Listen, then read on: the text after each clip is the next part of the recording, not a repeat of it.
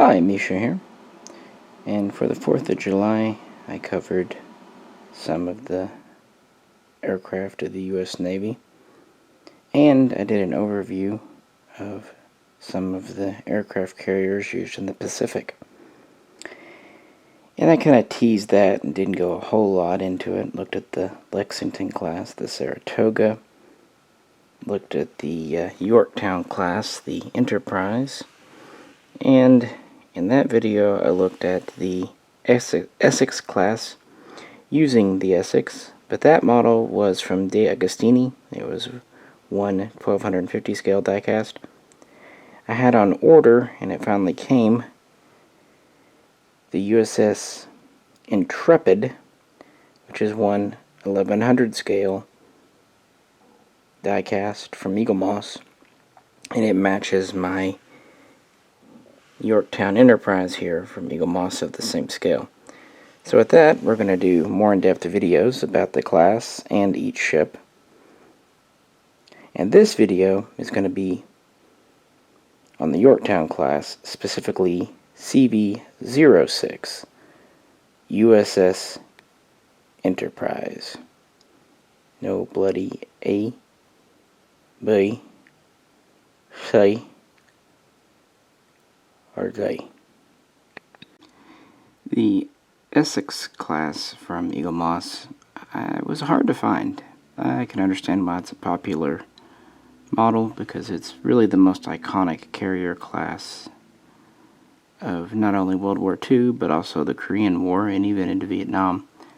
And I actually found a really good seller out of China that has a lot of models. Don't get me wrong, he knows he has good models and prices them accordingly, but I will say he ships on time, communication is very good and comprehensive, and he packs them very well. So, but the Enterprise here, I was actually lucky. I found this early on for regular retail pricing, so about 30 bucks, out of France. Oddly enough, and I was delighted to get it. These are the only two carriers from the U.S. Navy that Eaglemoss has in their Warship of the World collection. So, the Yorktown class, originally slated to have 2 members, would ultimately have 3. America's first operational carriers really were the Lexington class, USS Lexington and USS Saratoga. These were converted under the terms of the Washington Naval Treaty, originally intended to be battleships. Because they were originally laid down as battleships, they were allowed extra tonnage, and they would actually remain the largest carriers in the U.S. Navy, not the most capable, but the physically largest, until the Midway class. But that's not to say that the Yorktown class wasn't better in some ways. In fact, in a lot of ways, because USS Yorktown, CV-05, and USS Enterprise, CV-06, were laid down expressly to be carriers, and they were laid down much later for more modern mono-wing fighters and bombers. But they did have to obey the terms of the Washington Naval Treaty and the London Naval Treaty. So they started wargaming using the Lexington classes in the 1920s and 30s, and from that experience, and then again using the constraints of treaties, they came up with the Yorktown design eventually. Now the U.S. Navy was limited to a tonnage on the carrier front for about 135,000, of which they had about 55,000 free tons. Now this would be standard weight, so basically dry, full load weight with fuel, oil, water, other things. It would of course be greater, but you know, that was the British for you. So they considered doing a 23,000 ton carrier. but the designs they came up with really didn't have all the performance they wanted. Plus, they could only build 2, and they'd have leftover tonnage that would effectively be wasted. So then they upped it to 27,000 tons. Again, they could build 2 and be right at the limit, and this would have been a very capable carrier with more armor, capable of operating essentially in all weather conditions, carrying up to 80 modern fighters. Would have been a very capable vessel. But in the end, what they selected, the Yorktown class, was a 20,000 ton design. It was actually a little more capable than the 23,000 ton, if not as capable maybe as the 27,000 ton. But they could build 2 of these and have around 14,000 tons left over for a small carrier, call it a jeep carrier if you will, an escort carrier. This would ultimately become CV-07 USS Wasp. They also had the USS Ranger, a very small carrier. And that was good because it really showed them how small was too small. In fact, there was a push in the early to mid 30s in the Navy to just build several small, like, 10,000 ton carriers. But thankfully, because of Ranger, they realized that Wasp was pushing the limit of effectiveness, and really they needed 20,000 tons, especially with newer aircraft coming online at the time, like the TBD Devastator. Later, of course, we would have the SBD and the TBF and so on. And these are large planes, so it's a good thing they did scale up. So they finally had the design laid down. It was to carry 80 aircraft. It would be about 810 feet long for the hull, and then have a flight deck of just under 825 feet. And the flight deck would be about 110 feet wide at its widest. A little less, but close enough. She would have a couple of catapults. She would have 3 elevators. At this time, they were still doing kind of the center deck style elevator. She would have multiple hangars.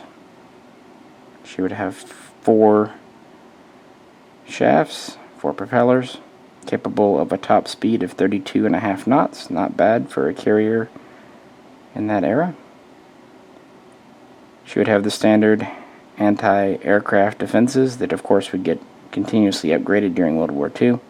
Interestingly, originally they wanted a flush deck design, so no island. But the British tried this, and kind of going by what the Brits had experienced, they decided an island wasn't a bad thing. So this was put into the design pretty early on, well before they were laid down. The benefits of having an island, it let them use a funnel to get the exhaust out better. It also just gave a higher purchase for controlling aircraft operations. And let's be honest, a carrier just looks better with an island, doesn't it?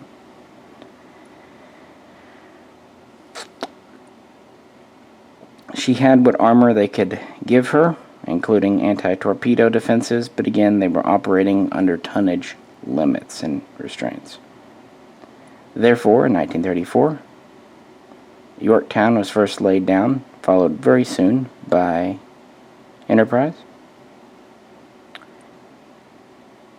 And Yorktown would launch in 1936, along with Enterprise. A short time later, Yorktown would be commissioned in 1937, and Enterprise again would follow a short time later in 1938. Now, by 1937, the treaty system had broken down. So, a third member of the class was immediately ordered, CV-08, USS Hornet, So they would begin work as quickly as possible in 1939, and she was ready for war right after it kicked off, late 1941 or early 1942. But both Enterprise and Yorktown were firmly in service before the war. And while Yorktown would have a distinguished yet sadly brief career, Enterprise would have a long and distinguished career. In fact, of the three sisters, she would be the only one to survive World War II, and she would get a lot of commendations. She would have the most battle stars of any U.S. carrier. She would get credit for sinking the first Japanese ship in the Pacific. And for a time, in late 1942, leading into early 1943, the USS Enterprise CV-06 was the only thing standing between the USA and Japan. People like to think that after the Battle of Midway in June of 1942 that the war was all but won already. Oh, no, no, no, no. The Japanese Navy had suffered a major blow, but the U.S. Navy had as well. In 1942, many of the battleships were still under reconstruction following Pearl Harbor. The Essex class was under construction, but not yet even remotely ready for combat. The USS Lexington had been lost. The USS Saratoga, who would survive, but would be in port frequently for repair damage. And carriers like Ranger were deemed not suitable for the Pacific, so they were kept in the Mediterranean.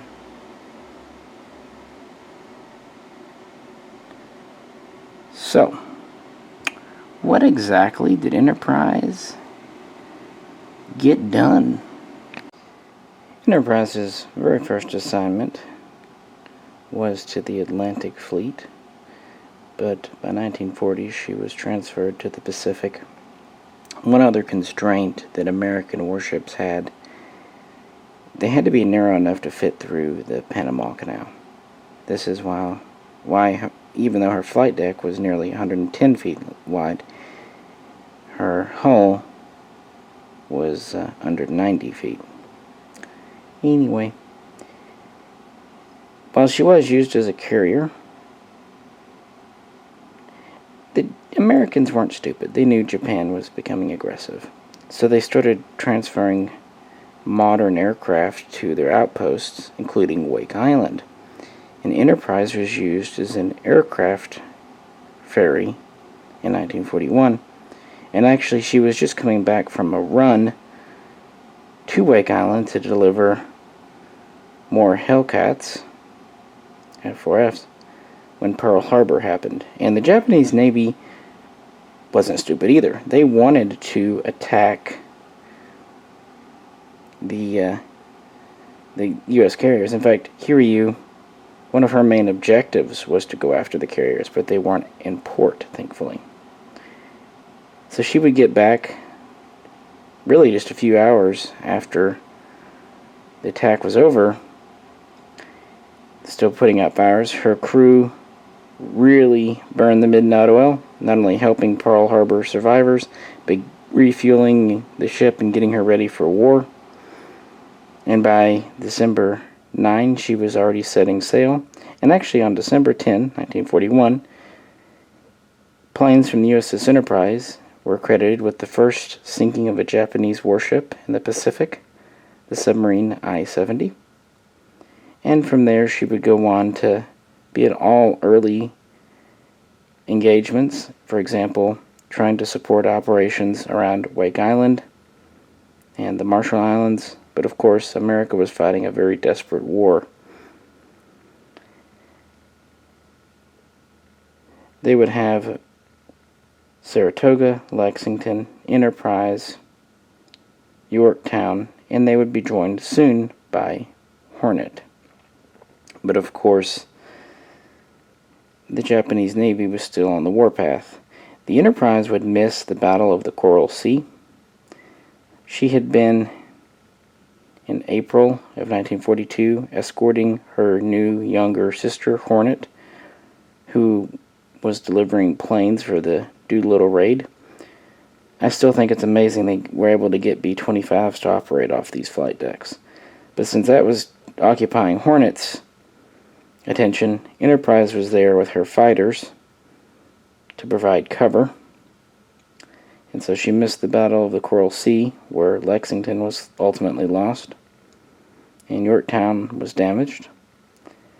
But of course, Enterprise was definitely there during Midway in June of 1942, along with the somewhat repaired Yorktown and the Hornet, and planes from all three carriers were instrumental in sinking the 4 Japanese fleet carriers, Akagi, Kaga, Hiryu, and Soryu.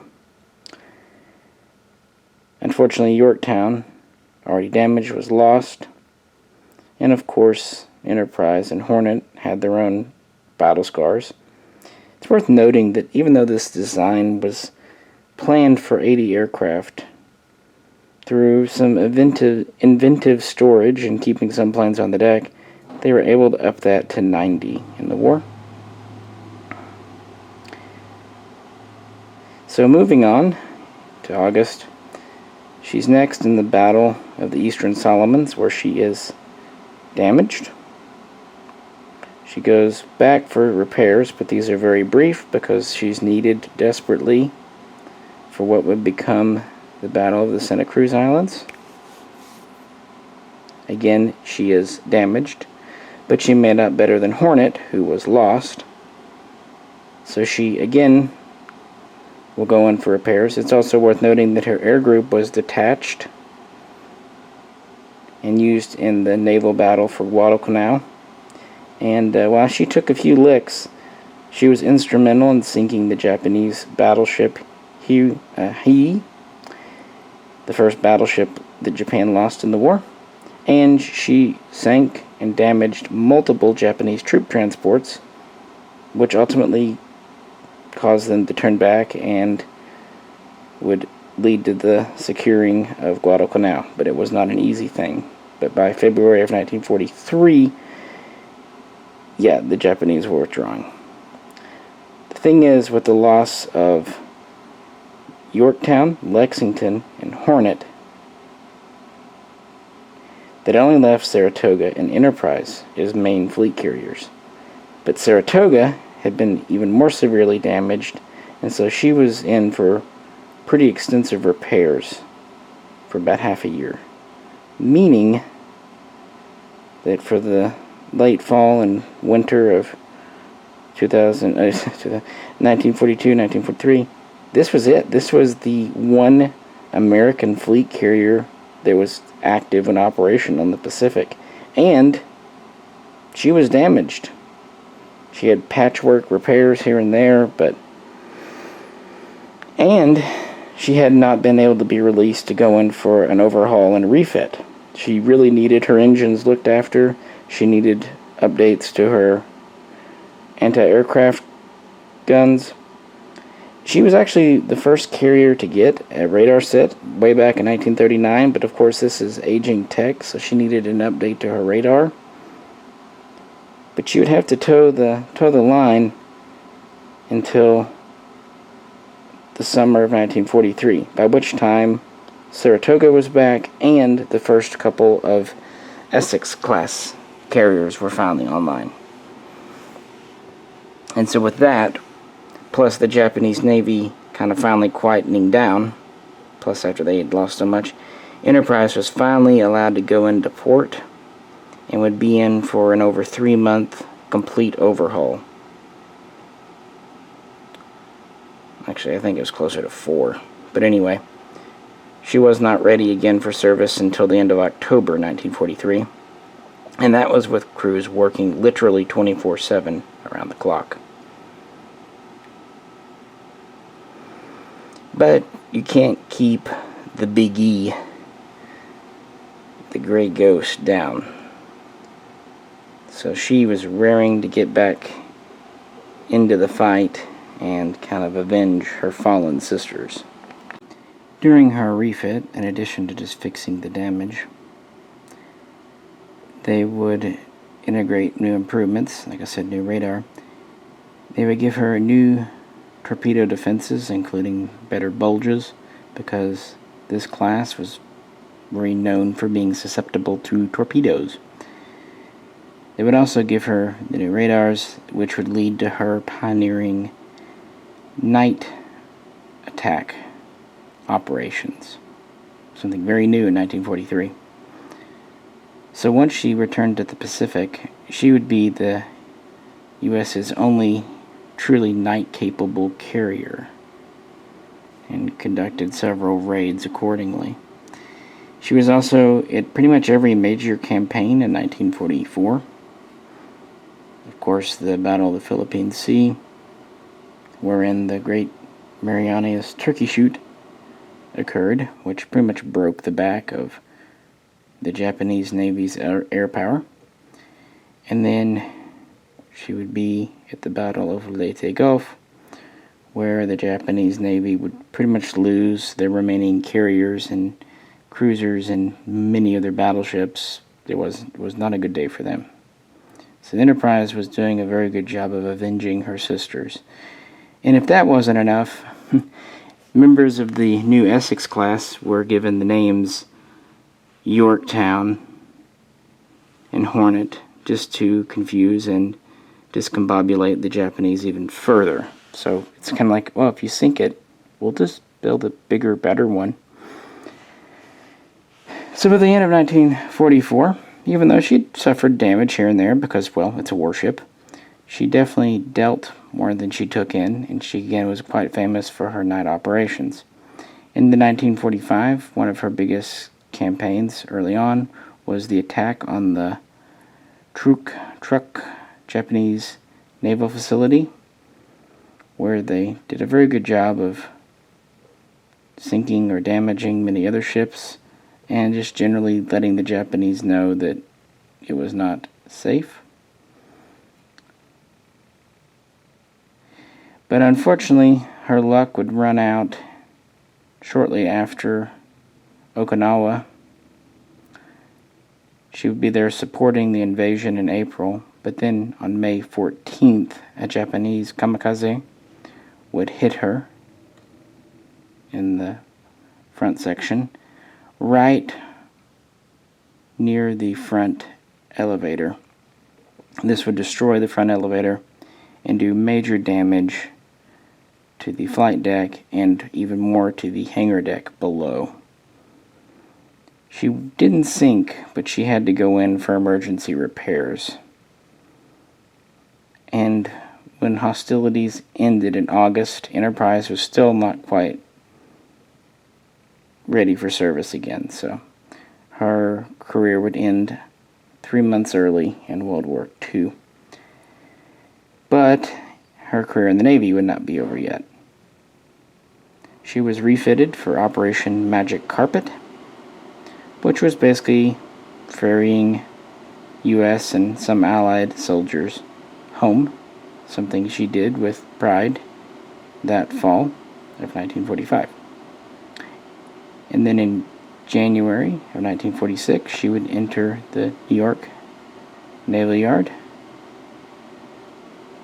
And with so many newer classes of carrier in the Essex lineup available, she was put into the reserve fleet. And then she was finally just decommissioned in February of 1947, so just over a year later. Unfortunately, despite all of her history, she was sold and broken up between 1956 and 1960. There were major attempts, some of them very nearly successful, in turning her into a museum ship. But it just didn't happen. And it's particularly sad when you realize that 3 Essex-class carriers were made into museum ships, but the Enterprise was not. Here they are, side by side. You can see how the Essex is a little larger. But like I said, the Yorktown class was still smaller than the Lexington. As for her sister ships, Yorktown and Hornet, they had relatively brief careers. Before World War II began for America, and when the Pearl Harbor attack happened, both were assigned to the Atlantic Fleet. Of course, Yorktown was fully operational, but Hornet was still working up that December. Of course, they would both get transferred, and Yorktown would operate alongside Enterprise early on during various raids, and she would be lost at Midway, first damaged at Coral Sea, then lost at Midway. She did take the first Japanese carrier kill, though, the carrier Shoho, during Coral Sea, and she maybe barely made it during, considering all the damage she had undergone during Midway. She stayed afloat for 3 days. They abandoned her on the 4th of June, and there were attempts to salvage her, but on the 7th, the Japanese sub shot her with a torpedo and did, coup de grace. So she was lost. Moving forward, Hornet's first real full operation was that Doolittle raid in April of 42.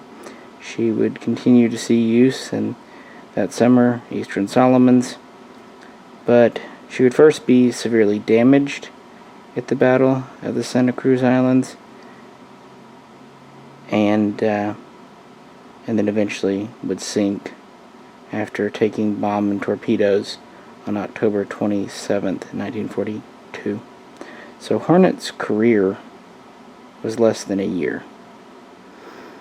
But again, both would be reincarnated in the form of the new Essex class, and not forgotten in history, that's for sure. And there we have it. I mean, these ships were made under the terms of treaty systems, so had some restrictions and limitations, especially with regards to armor. And they were an interim step between the Lexington and the Essex classes. With the Essex, they really nailed it down, not just with modern features, but also manufacturing techniques. And so, yeah. I've actually already recorded right now a video on the Essex too, but I don't know which of these I'll release first, so yeah, you'll get both pretty close together. But it only seemed fitting to give a little love to U.S. carriers since I've covered so many of the Japanese, but the problem with the Eaglemoss collection, it is highly focused on Japanese ships, so not a ton of American ships in it. But oh well, some's better than none. So what do you think of the good old Enterprise? And yes, this was the Enterprise that NCC-1701 was named after. It wasn't the nuclear CV-65. It was CV-06. Sometimes it's just written CV-6, but there you have it. Neat models as usual. The hull's all metal. The flight deck and planes are plastic. And 1100 scale gives pretty good size, all things considered. With that, I will let you go. If you could, as usual, like, share, and subscribe. This is Misha. Catch you very soon. Next time.